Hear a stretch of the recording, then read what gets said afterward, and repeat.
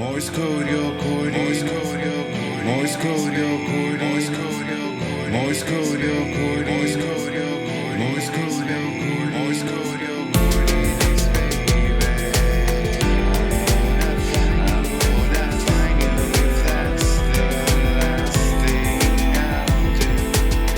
Morse code your chord, Morse code your chord, Morse code your chord, Morse code your chord, Morse code your chord, Morse code your chord, Morse code your chord, Morse code your chord. Yeah, so I take a tiny bit of offense at what you just said because I was a subject matter expert on video conferencing for 20 years. So Oh, well, that applies to me then, that's because kind I of, suck at it. but you're really absolutely right. We typically aren't that technically inclined. No, at least I'm not. Like, I'm so impatient with everything. Well, anyways, the most important thing is that we are here. That's all that matters. So, further ado, welcome everybody to the 6th episode of Morse Codes by Vesa. I can't believe we're already on the 6th episode. It's crazy. And obviously, my name is Vesa. I'm a fashion stylist and art director, currently in lockdown in London, UK. But the more important thing is like who I have as my guest. I have the always one of a kind PK Bijoux. Welcome, welcome, welcome. Could you tell everybody who you are, what you do, and where you're Morse coding today? Well, actually, I'm Morse coding from my home in Carlsbad, California, which is south of LA, closer to San Diego and Del Mar. And my name is PK, and I'm the designer and creator of all the jewelry in my line, PK Bijoux. So, you know, that was my passion job. After working in technology for 20 years, I did. so very right brain, left brain balanced. One of those kind of crazy people. Amazing. So, how long have you been designing as full time? You know, Because I kind of always designed something. I mean, I used to design all of the knobs for my kitchen, or you know, anything I didn't like the look of, I would just design. You know, change it. And I know the lovely woman you had on yesterday, we were talking, and you were talking about changing all your clothes. I was forever doing something to my clothes to make them different. You know. But with this line, I was working in technology, a very high stress world, and one of the few women in the world. I mean, I had clients like Jet Propulsion Labs and wow, the Department of Defense and stuff. You know, that was just like those are the type of like little little groups. In my arena, I mean, you can imagine me walking into JPL, you know, Jet Propulsion Labs, with all these engineers that look like engineers, and I would sit down, and at one point a man looked at me and he said, when is your engineer going to show up? And let's see, did we lose our picture? Yeah, I lost you. I don't know what happened there. Let's see, I don't either. What is that? Wait. There we go. There we go. Now I can see. Oh, you know what? Did the camera flip? Yeah, I think so. Yeah, I think the camera, that's what happened. The camera flipped. So let's see if I can get it flipped back. Now that, if that's not my... There we go. My karma telling me that... I was just about to say, I was thinking I'm going to be, you're going to give me a fire for that comment, and then it's literally flipped on me. Pulled the karma thing on me. So, but anyway, you know, I was really never what they expected. So, yeah. You know, oh, my camera keeps wanting to flip. I don't know what that is. But so it was kind of challenging, but it was very rewarding. And at one point, I think I had kind of a big check that came in, and I wanted to go out. Oh, there it goes again. I don't know what it's doing. see if I can get it to. It may be confused because of this light thing. Don't know. So I'm just take that off and see if that helps. But there's got with technology. There's always got to be glitches. That's how I kept my job for so many years. But at one point, I wanted a wonderful piece of jewelry, and I had a pocket full of money, and I went into Beverly Hills, and I was going into Louis Vuitton and Neiman Marcus and all of the fabulous stores, and I couldn't find anything I liked. You know, they had fabulous jewelry out at that time, but it didn't look unique to me. You know, I wanted, if I was going to spend $3,000 or something, I wanted it to be fabulous. I wanted it just to be unique, you know, something that no one else was going to see, one of a kind. And I realized that wasn't going to happen, so I came home, and out of sheer frustration, about 2 weeks later, I just started making my own. And I started making it originally out of just very kind of primitive things, but I had a big collection of Hattie Carnegie and Miriam Haskell pieces. And people out there that collect these things are going to just die when they hear this. But I just started tearing them apart. And just, these are real collector's pieces, and I'm just done the same. I admit, I've done the same. Yeah, and I was cutting them up and turning them into something different and new that I wanted to see. And that's how the whole thing started. And then I had a very special, I guess, neighbor that had a huge collection of Christian Louboutin and Philip Tracy hats and fabulous clothes and fabulous jewelry. And she brought over some of her Christian Lacroix necklace one day and said, I want you to take this apart and make something different out of it. And Christian Lacroix is like my top, you know, it's Schiaparelli, and then it's Christian Lacroix, and then, you know, he's on but I just was flabbergasted, and I finally got the nerve to cut it apart and redo it. And she became one of my best clients. I took apart almost everything she had and remade it, and then her friends started coming, and their friends and my friends. And then it just like became like the sort of like empire in the making, and how we actually end up meeting each other through your PR. Portia Shaw from Pop PR, big shout out to you. Thank you for connecting me to her, because how we met was actually last July, and it was my birthday. It was. And I remember I went to the pop showroom to meet you and see your collection, and we just became instantly friends. I think we looked at the jewelry about 5 minutes, and for the rest of the hour we were talking about dogs and life. I know. It was like 5 minutes. You walked in and you said, "Oh, I love it," and it was like, "Okay, I love this man. You know, we're done. We're best friends now." What was really funny, you wouldn't know this. I was partially raised in Texas when we were growing up because my father was in the oil industry. And so I walked in, I looked at you, and I thought, my first thought was, well, there's a tall drink of water. Because that's such a Texas thing to say, you know? Well, for me, it's like what my mom always says, like what I've inherited, like I have no fear of God and I cannot lie. So so I'm very transparent that way. So like I either like it, I don't like it, and whatnot. Like I'm not a master of small talk or, you know, this type of like BS, so to speak. Yeah, so for me, it was direct. Like I was like, okay, I'm really intrigued by this woman.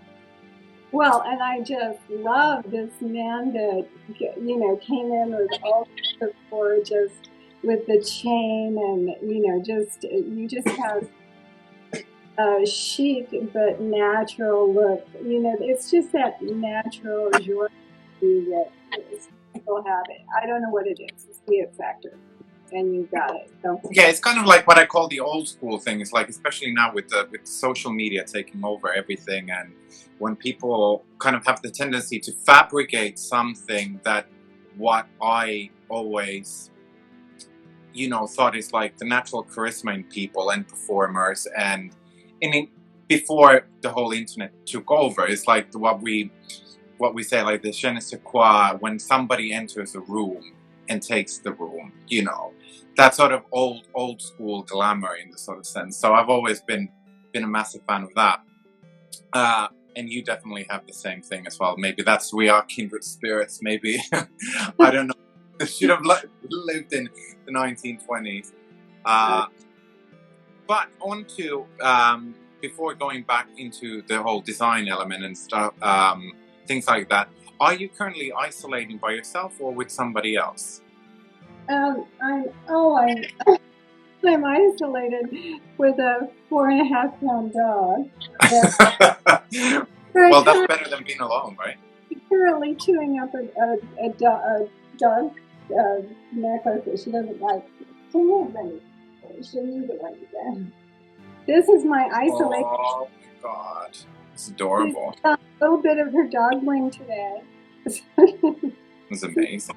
So, how has it been for you? How is it in the US right now with the whole COVID-19? How has this affected you? Well, I think that I was just a few days from flying into London when the whole shutdown thing happened. And that was just terrible because I was so excited to come. And I had been actually getting ready for the trip for a long time. And, to kind of have it pulled out from under me. And I hadn't really been paying a lot of attention to the COVID thing, except when it really started to show up in New York very badly. We all paid an enormous amount of attention. And of course, Italy, we were starting to hear about Italy and Spain and everything. But none of my appointments had canceled, so I was starting to get on that plane. And then, of course, that went away. And then we all went under lockdown. And that's, for an artist, and I'm very much like you, it doesn't change my world that much because my studio is here. Everything I need to work with is here. But there were just little things I needed. So for everyone out there, be very careful about very, very late night eBay shopping because you can really or cutting your own bangs. I mean, there are some things you gotta kind of get used to because you can't do bangs up here. Yeah. But at first, it wasn't so bad, and I just kept on with my normal routine. I think I missed Pilates, Botox, and my nail salon the most. And not quite in our order. It should have started with Botox. But I'm not a big grocery shopper. I'm not a huge cook or anything like that, so it didn't bother me so much not to have one. But then about a weekend, I actually got sick. Wow. For a couple of weeks, you and I kind of discussed that. But, and my doctor felt like I might have had a light form of it, and he wants to test me for the antibodies. But that kind of like blew 2 weeks, which kind of took away 2 weeks that I didn't have to think about anything. I pretty much slept for 5 days. And I wasn't eating, so I didn't have to go to the grocery store. So, so coming out of it, though, I think the frustration, when you're driving around, you don't see anyone, you can't park anywhere and even walk to the beach. And because I'm only 1 mile from the beach, and I'm used to beach walks. And so we go to these empty malls to walk, and it's kind of freaky. I mean, it's like one of those weird Stephen King movies. Yeah, like post-apocalyptic, like where is everybody gone and where are the zombies coming from? Exactly. But he said it was like a Stephen King book directed by Quentin Tarantino. That's so true, because it's got that kind of surreal feel to it. And at the same time, there's just a little bit that fear factor. And so we're all kind of living under fear. But as you know, we have a very unique president. To say the least. Not going to get political, but he's opening everything back up very slowly. In fact, he said some places could open up today. Of course, they're not, but now it's up to the states. But our state is going to start opening in a limited format. Thank you, Vivian. Very sweet. Start opening up in a very limited form very soon. So we'll see how that goes, you know. And the one thing I don't like is they said you can't, it's going to be called no touch shopping. When I shop, I really like to, I gotta touch and see how the fabric is and I know. whatever it is. You've got to touch fabric. I'm a fabric toucher, so I don't know how that's going to work, but Yeah, it's kind of very strange. But like since like what you just told everybody that you were sick and that there's like sort of element of fear. Did you feel at any point on the process when you were actually sick that like this is it? Like wow, like I'm actually a bit scared. Because like what the media is putting out, there's like so much like false information about what it is and how it feels and all of this sort of stuff. So I think it would be very interesting to hear from somebody who actually possibly went through it. Like how did you actually feel? Did you feel scared? It was just one day. My symptoms really kind of popped up on a Tuesday. And then by Thursday, just 2 days later, Thursday, I thought because there's a lot of pollen and I live in a very kind of flowery, beautiful area, I thought maybe allergies or something. But Thursday I was walking out to get the mail and I really couldn't breathe. I was having just desperately a hard time taking a breath. And I actually didn't get to the mail. I just walked back in, laid down, and I started trying to call my doctors. My doctor was in quarantine. Wow. I know. And you're like, hell. Not a good sign. So I called another doctor, and she said to call the COVID-19 hotline. And here in California, they were not testing and still aren't testing unless you went into the emergency room. Yeah. And so so I just started, and they told me you can go into the emergency room, and I thought, oh no, I'll die at home. Thank you very much. Yeah, totally. Staying right here, I'm not going in an emergency room. Besides, they wouldn't let Brian, so what was it? So that was the most frightening day. But what I did is I kind of reverted back to old allergy remedies, and I used inhalers that were probably 3 or 4 years old. And well, anything goes at that point. Well, you're gonna die. Might as well die of nasty old medication. Who cares? And then I took some cough syrup. I mean, I kind of just took everything that I had in my pharmacia in the house and started just drinking hot water all the time to try to keep my airways clear. Nothing in it, just boiling water till my throat was scalded. And so by Monday, I kept myself together through the weekend. I had chills. I had everything, but oddly enough, I had an extremely low temperature. Yeah, so it's like, it's usually even worse than having a very high fever, especially if it goes on for a long time. Yeah. Oh gosh, that was horrible. But I'm glad that you pulled it through. And while I was just thinking about going into the next question, is like the question is going to be like, what do you see out of all of this chaos? Like, what is the silver lining? Clearly, humor is one of them, because you have not lost that, and I'm very happy to see that, because in all types of healing, humor is definitely one of the key factors to keep us going. But what else do you see as a positive outcome, like in a retrospect, in an objective way, in all of this? Well, I think a lot of us have figured out how much we can live without. Yeah. That our needs are are very basic, and we've all probably been going through our closets and drawers and clearing out and cleaning out. I think if everybody comes to the same place I'm at, you realize what's really most important in your life are your friendships, the people that you care about, the people that you love, and staying in contact with them. So I've been talking to my friends in New Zealand and Australian, Italy and France and all over the world. My London and Finnish friends, and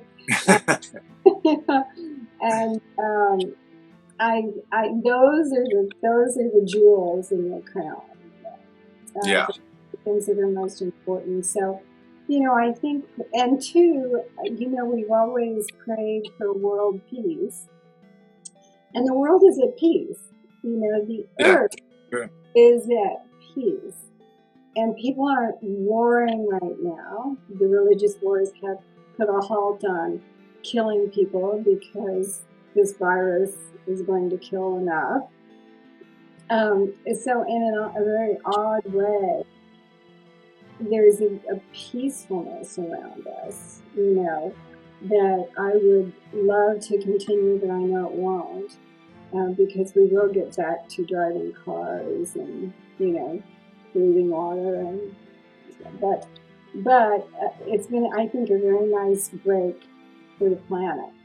Yeah, for sure. Because like I've been to seeing like pictures from Madrid and New York and everywhere, and even in places in Africa that you see like mountains in the horizon that you would not be able to see because of the pollution. So that is kind of eye-opening, and you kind of realize like, wow, by just limiting this little, how massive impact it has in our environment directly, which I think is amazing to realize. Yeah, and for only a few weeks. Yeah, exactly. So it doesn't like really need that much, and it's quite amazing to see how Mother Nature can repair itself so fast and how quickly you can adapt. So I mean, it's like if the nature can adapt that quickly, why wouldn't us humans be able to adapt as well? It's not that we have to have like, okay, in a year 2025, maybe we're gonna have electric cars mandatory. Yeah. Make it happen. Yeah, exactly. At my little monster, because she's gonna drive me crazy. But yeah, I think the things that, hopefully everybody, I mean, you and I are in a situation that we got to kind of step back. I know there are a lot of people that have, families and kids, and they haven't possibly had the opportunity to be as introspective as we have, to go inward very much. They're probably just dying to get kids back in school, dying to take a breather, totally understandable. But at the same time, they've had a chance to see what their kids are studying in school, because they teach math, and, it's hopefully everybody's had some good experiences out of this. And like you say, humor is the whole thing, and I love the videos that people are making, and oh my gosh, today a man in New York City played the Jimi Hendrix on the guitar for the healthcare people, the national anthem, just the way he played it. That was so awesome. Bringing out the creativity in people, I think, has just been brilliant. A brilliant part of this. Yeah, and I believe that a lot of people who thought that they were not creative have discovered elements within themselves to realize, like, wow, I can actually do a lot of things, which I think is amazing. Instead of like being always labeled in the box that you have to be that, and you have to be this, and you have to be that. So this is going to be the sort of, pivotal realization point that maybe I can do something else. Maybe I wasn't happy with what I was doing before. It's never too late to start something new. Oh God, yeah, I'm like the poster child for that.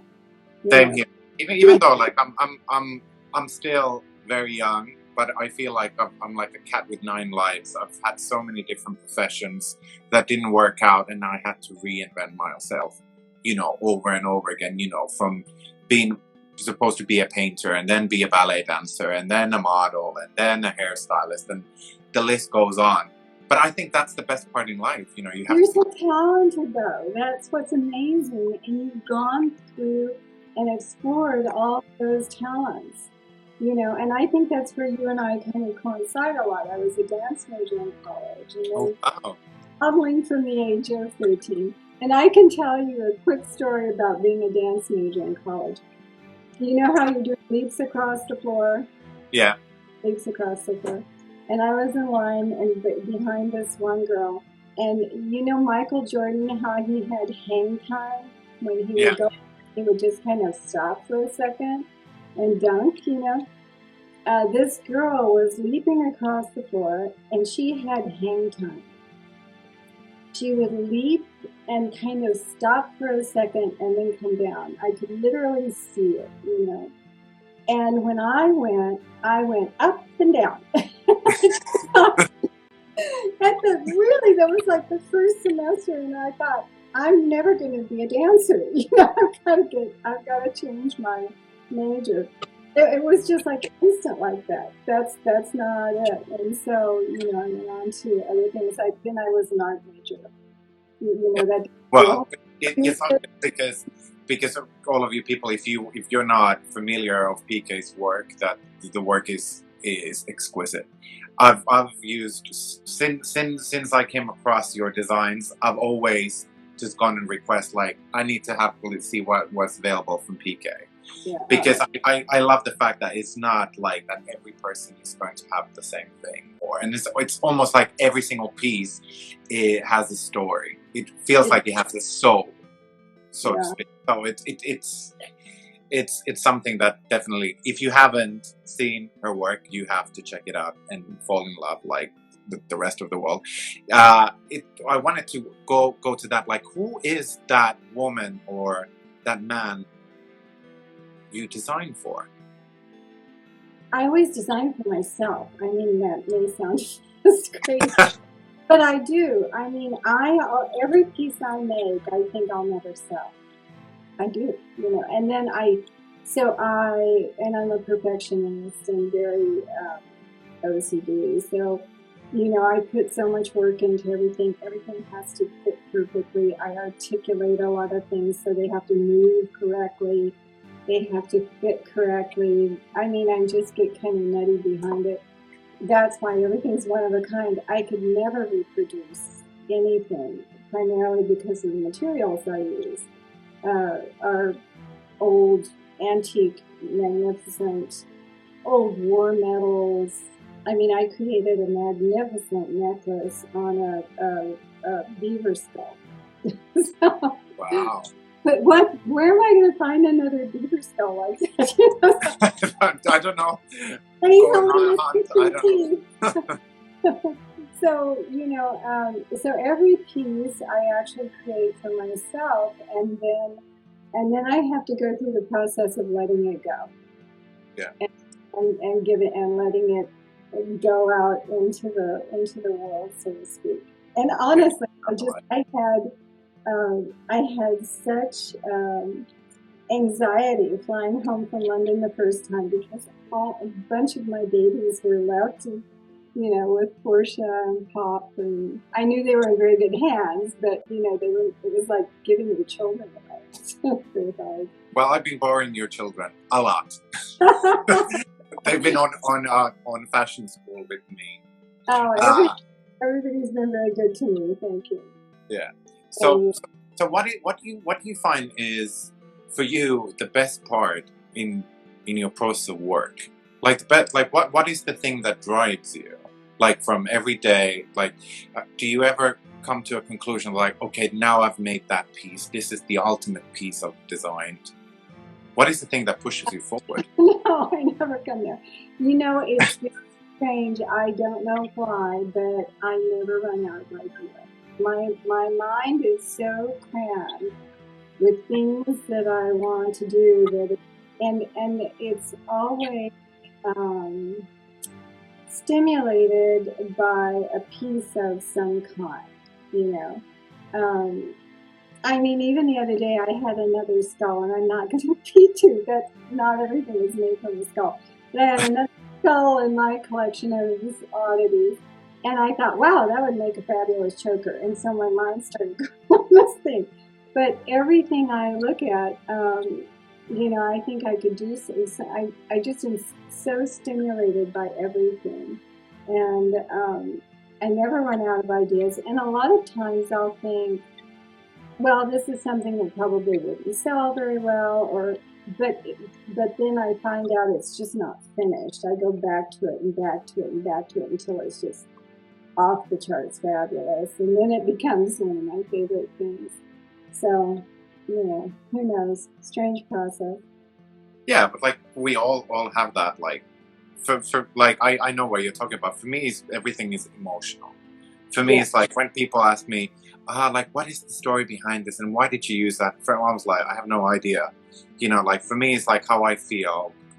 Does it emulate something that could actually exist in the real world? I believe in characters. I can get inspired by the bag lady, you know, that I see on the street chucking down plastic bags, and I'm always wondering, like, where the hell is she coming from, and where is she going to, and why? And then, you know, that's the sort of process that I love. But I don't like. I hate the question. It's like, oh, what was the inspiration? I was like, I don't know. I was thinking about like going to buy coffee when I made that picture. You know? So. Well, yeah, I channel people. Like I will channel Edie Sedgwick, you know, for like a week, and I'll be making fabulous long, crazy earrings, you know, just because that was the whole Edie Sedgwick thing. Or then I get into channeling Schiaparelli, and I want things that have eyes and, you know, that are just very Dali-like, because her creations were mixed with that Dali-esque creativity. So, you know, or I'll channel Picasso. I mean, I'm just like all over the place, but I channel people all the time to get inspiration. It's great. But that's amazing. But now, since you're in lockdown, the next question is, how does a typical lockdown day of PK consist of inside of the house? How do you keep sane? You know, the thing about it is I just didn't change my norm. Get up. I'm a very late night person, which is, you know, sometimes I don't get a lot of sleep, sometimes I do. But get up pretty much at the same time, do my same morning thing, maybe a little yoga or whatever. But shower, get dressed. I mean, I always put makeup on. I always do everything. I sometimes dress in the most fabulous things here, and no one ever sees me. But I see me. I mean, I've got my Jeffrey Campbell boots on right now because amazing. I'm not going to walk around the house barefoot. That's just gross, you know. So I have to have everything on, and I'll put jewelry on. I don't know. I just have to feel the same, you know. And I don't want to feel like I'm sick, because when I was sick, I had to take my Jeffrey Campbell boots off. They didn't fit under the covers. But so anyway, I just try to stay as normal as possible. You know, always, I kind of mandate always working on a piece or multiple pieces during the day, putting that work in. Sometimes I'll do it at night. Like I like to actually start about 4 o'clock in the afternoon and work through until about midnight. So that's my best time for creativity. And then really early in the morning, you know, right when I get up, sometimes I'll start placing things. It's the first thing I'll do. I'll just walk downstairs and I'll just start putting things together like a puzzle, you know, knowing that I'll come back and start putting it together in reality. That is so interesting. Like that you mentioned that every piece that you create is unique. Where do you source all of the materials? It's insane where I source them. I mean, I always tell people, and I'm absolutely positive of this, that I was a raccoon in one of my previous lives.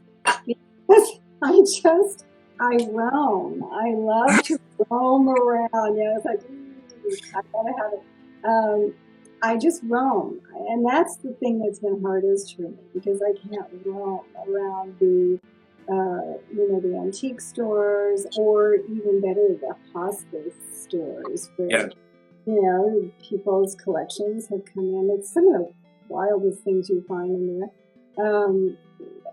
Just all over the place. But at one point I got really into war medals, French Legion of War medals, Napoleon medals.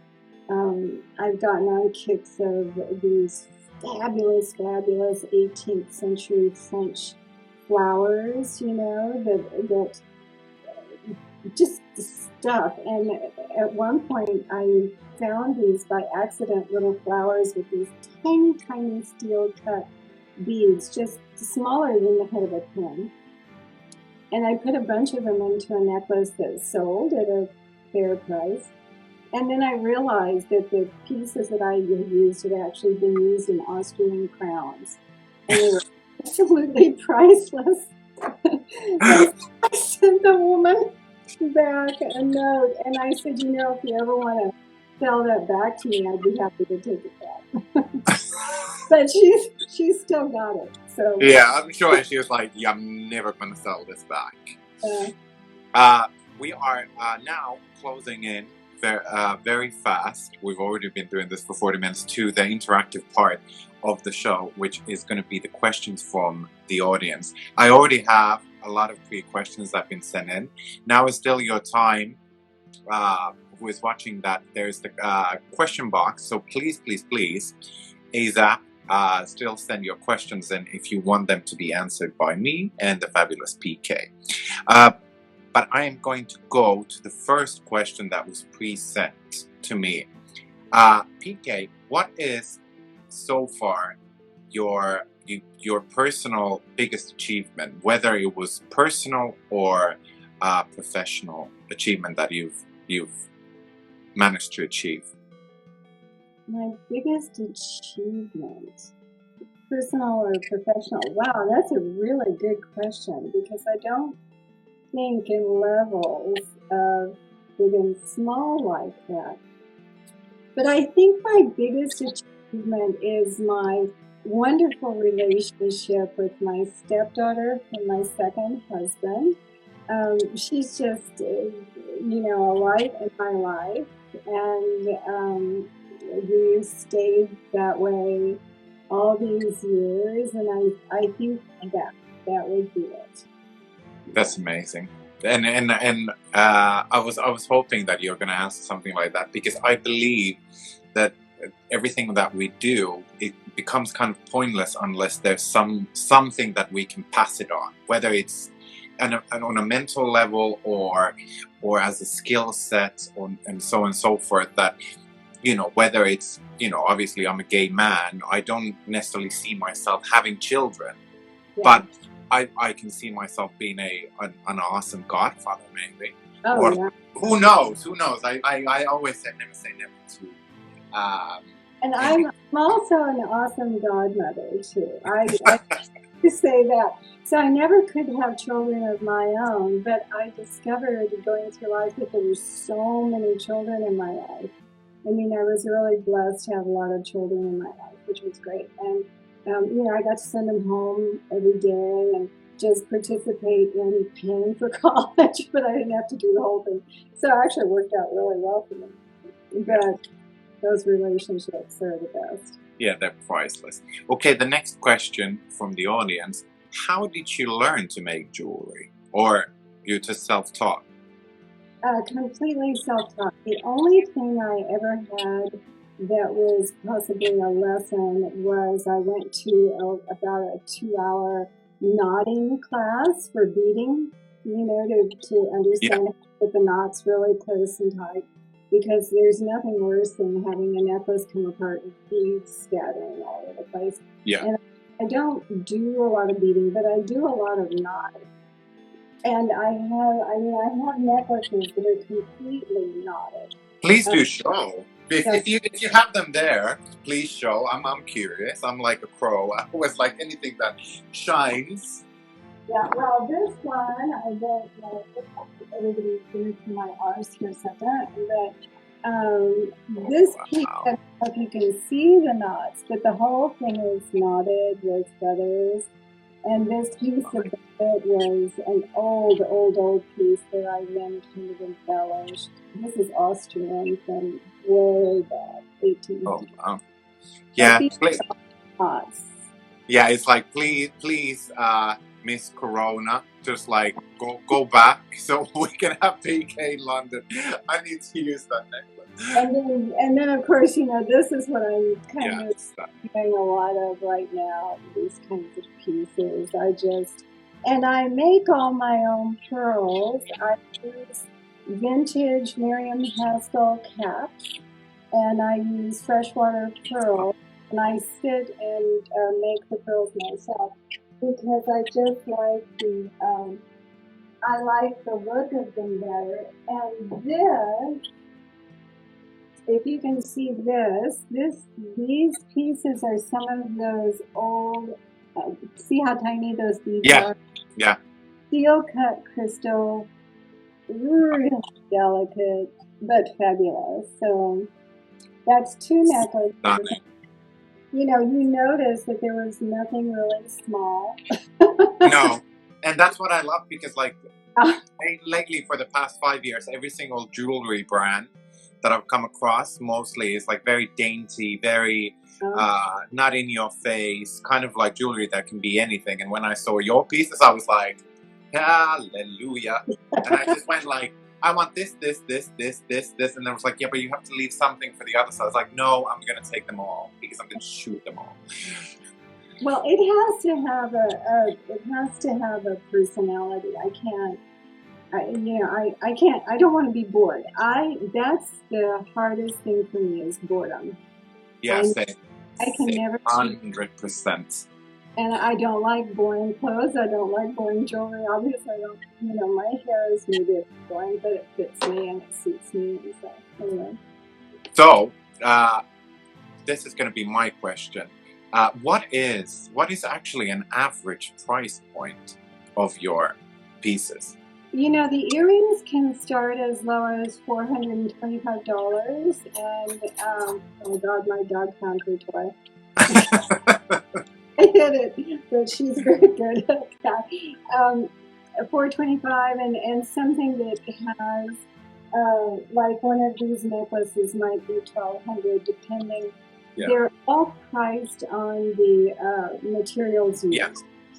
And actually, I could never be paid for the time that I put into making them.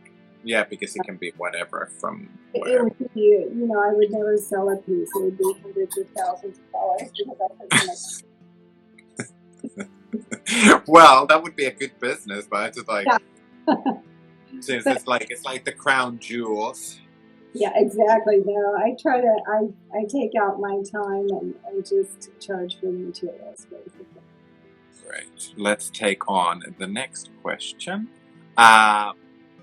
Where there's a question now since because everybody's like, where can you actually buy your jewelry? Do you have like retailers or online store, anything like that? I'm in 2 stores in California. I'm in Misaki Masuka stores. Misaki Masuka are the people who do all of the fabrication for Issey Miyake. Oh, So wow. Wonderful stores, and it's just their brand and mine. And their price point, my price point fit each other, so the clients that come in. And obviously somebody that's going to wear Issey Miyake styling of clothes is a little avant-garde anyway. Yeah. So they're in Santa Monica and Newport Beach, but now I'm obviously looking at what I was doing when I was coming to London. 90% of that whole trip, which is still going to happen, I just keep moving the date, is finding a stream of retail there. Yeah. online with someone that's doing a really good online thing, or like a store or something, because I do so much better in Europe, because I think there's just a better eye for what I do there than here. I mean, honestly, California up and down the coast, it's surf city from one end to the other. Really, these are surfer towns. And although we have, the glitz and glamour of Hollywood, it basically, when everybody goes home, unless they're going to a party, they put on flip-flops and Yeah, it's like the beach life, so to speak. it's a very beachy life. It's quite an elegant beachy life, but it's not a high fashion one. Okay, then the next question.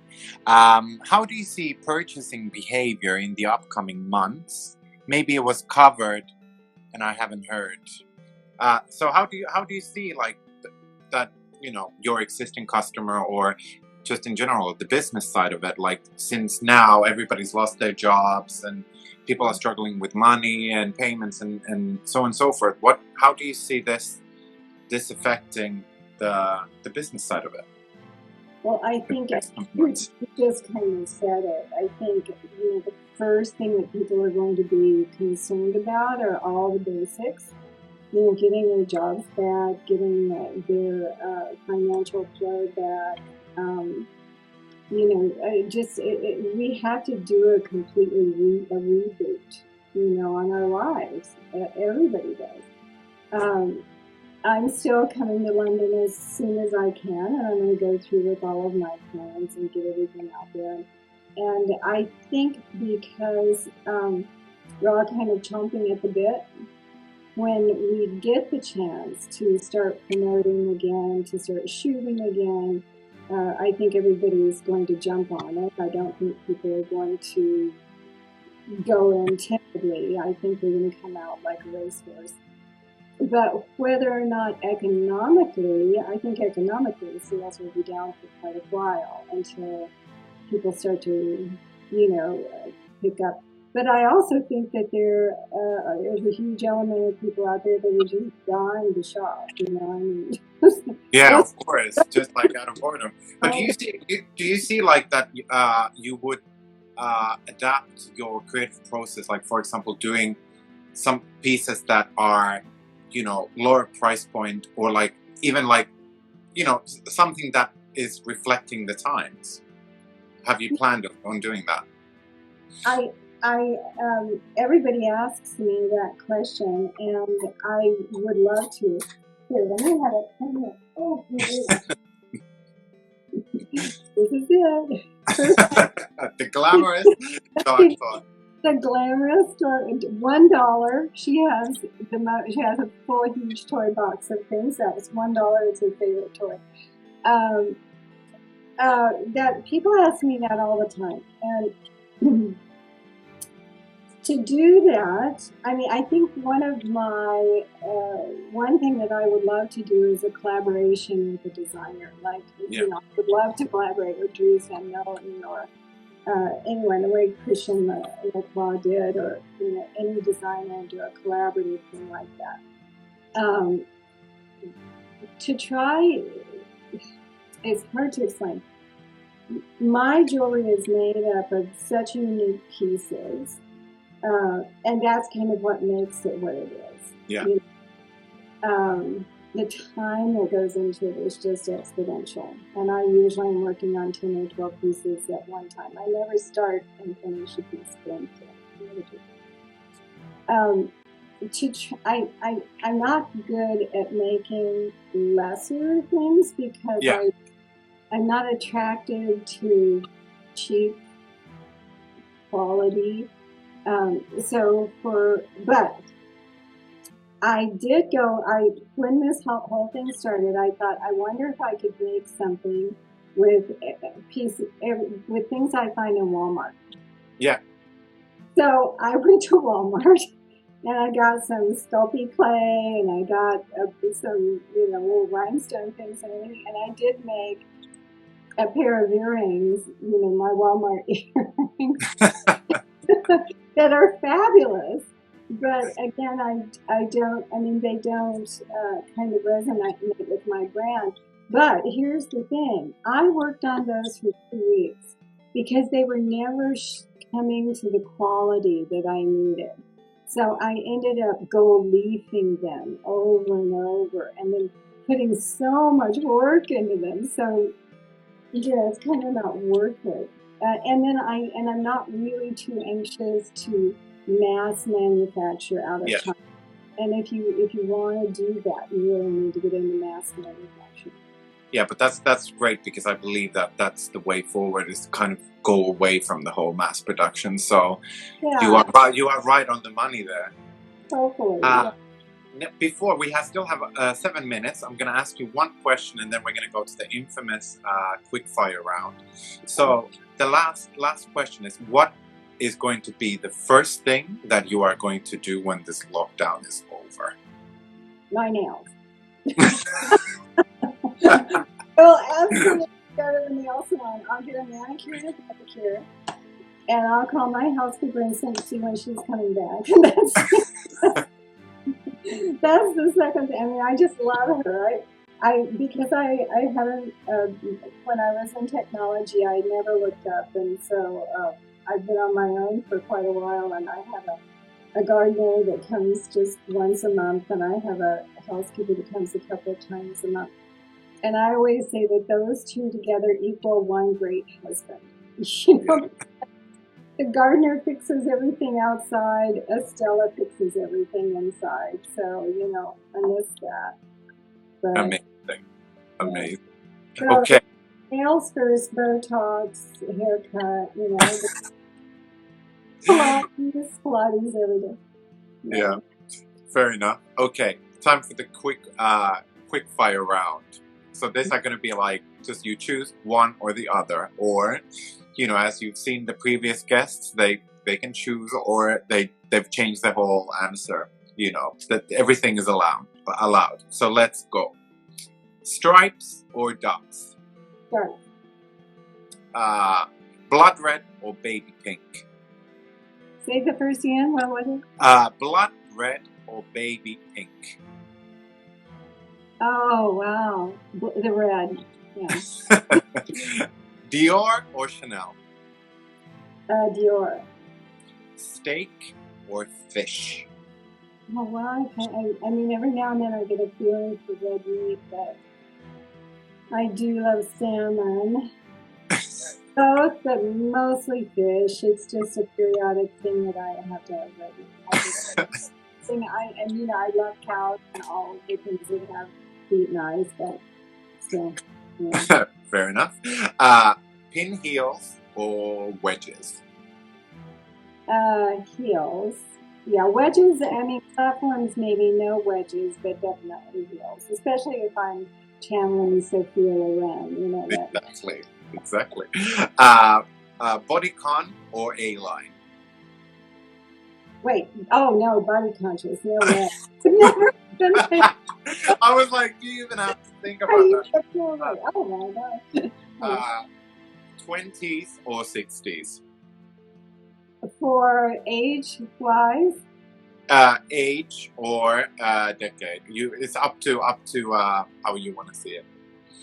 Or the 1960s? Oh, let's see. Wait, I would think. What was in the 1960s? No, I think I would have to be a 20s slapper. I mean, I would have been such a great, one of those girls that hung out at the, illegal flapper bars. Yeah, definitely. I would go for 20s. We have literally 1 minute and 30 seconds before we're going to be cut off. So now we have to go fast. Okay, classical music or pop music? Both. Public or private? Private. Black and white or color? Depends on this. All of it. Text or images? Images, very visual. Message or a call? Call. Drama or comedy? Comedy. Harps or violins? Violins. Chains or pearls? James. Silk or leather? Ooh. Leather.